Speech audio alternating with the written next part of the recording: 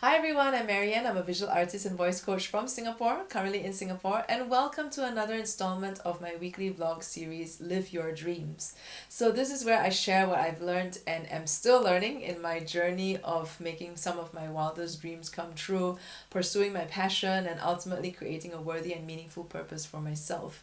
And if you're someone who wants to live your dreams, where you have this great dream that you don't know how to get started on, or you've already started taking action but you're feeling stuck, I hope that whatever I've shared here can really help you figure out your journey. And if you have any questions, do ask them in the comments, and I will answer them, or I will create another vlog to share my answer to them.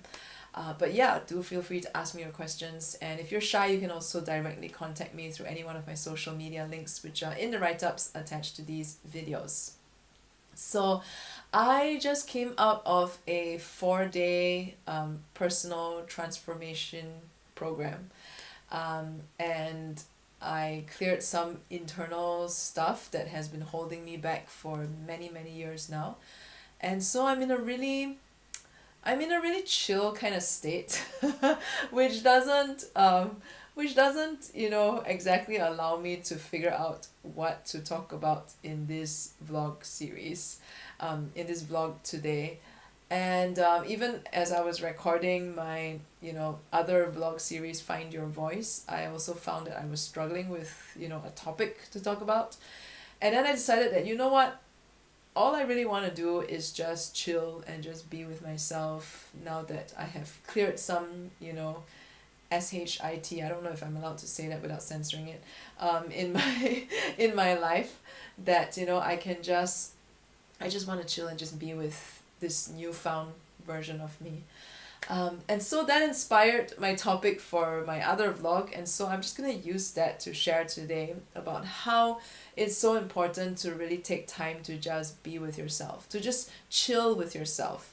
We go through life always looking outwards. We have all these external things going on around us, like our jobs, like spending time with your family, with your partners, with your friends, your hobbies, exploring the world, going on great adventures. Like, we're always very outward seeking. And the thing also is that, with modern technology now, we have a lot of things in life that are really convenient, and that has saved us a lot of time, that has freed up a lot of time in our lives. And so what do we do when we have more time? Well, we got to find more stuff to fill it with. It's like how people with big houses tend to want to buy more things to fill up the space. And then if you run out of space, like, what do? Well, you either buy a bigger house or you get like a storage unit, and then that fills up pretty quickly too. So it's the same way. When we have more time freed up, we tend to get distracted by even more things around us. But really, when it comes to living a life that truly matters to you, when it comes to going after what resonates with you and what you decide is a worthy and meaningful purpose for yourself, these answers can only be found when we really take the time to get to know ourselves. And it's not so much, in the doing of things to get to know ourselves, although exploration is part of the process. A lot of it is really about looking inwards and about being with ourselves and just reflecting on our lives. What are the lessons that we've learned so far? Are there any patterns or any, repeated things in your life that have been coming up over and over again? Because usually that holds some sort of key, or some sort of clue as to where you can start digging into to discover more about yourself and what really matters to you. Or in the case of the program that I did, part of that is also looking at what is really stopping you in your life, because we have a lot of barriers within ourselves that we may or may not be aware of. Like, for example, sometimes people say, they tend to procrastinate, and procrastination a lot of times is an external thing, because we can see that, hey, I'm supposed to do that, but I'm not doing it. But what is the real reason for the procrastination? What is the real barrier that is holding you back from doing whatever it is that you said you're going to do? And that could be in the form of like fear of failure, or fear that you're gonna realize you're not good enough, fear of making mistakes, fear that other people will judge you, like whatever that reason is, that that is the real reason why you're procrastinating, and that is the real thing to go look at in order to improve yourself, or in order to become, to change your life. Yeah, so what I want to share today is that it's really important to take time to rest, rather than filling up your time with all sorts of activities, and having a full life, which I do think it's great to have a full life. But having a full life for the sake of filling up time isn't exactly really living either. Because sometimes less is more. Sometimes you may have less things, but you feel it more deeply, or you spend more time with those few things that you have. And I think, we always give so much of ourselves to our jobs, to our families, to our friends, and not that there's anything wrong with that. But what about you? What about us? How much time do we really give to ourselves? How much attention do we really give to who we really are, and what is it that we really want? And when I say taking time to yourself, it's not like, binge watching TV shows, although sometimes that comes in useful if you just want to, like, tune your brain off and watch something mindless. It is important too, as part of the journey. But I'm talking more of like really just taking some time to be with yourself and just do nothing. Like just chill. You don't need to like read a book to fill the time. You don't need to watch TV. You can just go for a walk by yourself and just enjoy your surroundings, or just lie in bed and stare at the ceiling and just be with your thoughts and be with your feelings. And it's a really scary thing.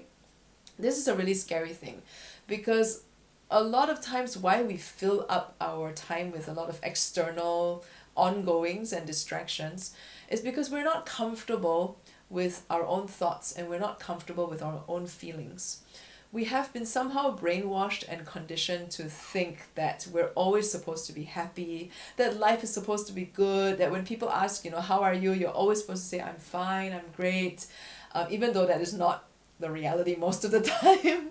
And so we have somehow been conditioned to not be okay with the more negative side of things. And naturally we want to escape that. Naturally we want to distract ourselves from that. But the truth is that those so-called negative things, or negative emotions, or negative thoughts, they're all a part of us too.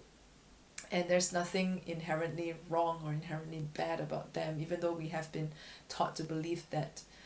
And the more you get used to being in tune with yourself, the more you get used to just chilling with yourself and just being with yourself, no matter what your emotional state is, and being okay with that, the less scary it is the less scary these negative emotions and negative thoughts will become.